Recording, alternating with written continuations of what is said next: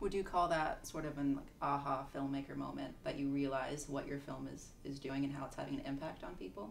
Definitely, definitely. I feel like when you start to, you kind of hope to do two things with a film is like this. Is one is, bring a particular issue to a big international community. The other is to make a local issue, maybe reframe the perspective of a local issue for people who are familiar with that story. Um, on the upside, we've been able to put the issue of journalist safety and attacks against the press in Mexico kind of front and center in a lot of media environments.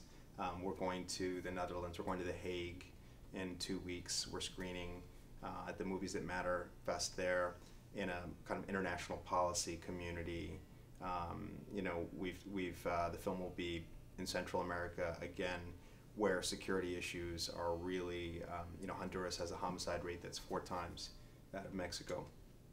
The film is useful in terms of kind of provoking dialogue, around those issues. It's certainly not going to solve those issues, but it's at least, highlighting that problem so that policy people and activists can kind of build strategies to address those issues. Have you seen any specific policy changes emerge since the film came out?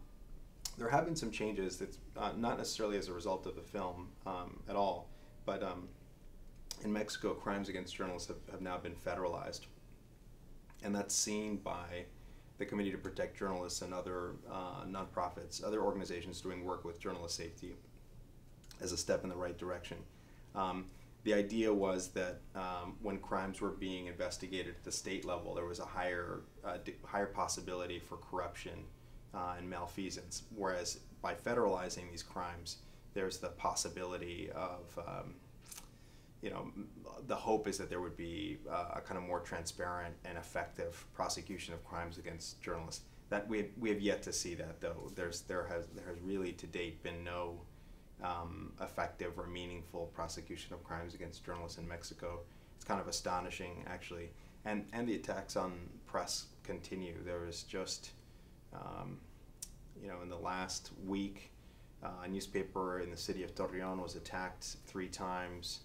In Juarez, both a television station and the Daily have been strafed with fire. So the attacks on the press this continue even with a new administration, even with these new laws in place. That for the time being things are not changing.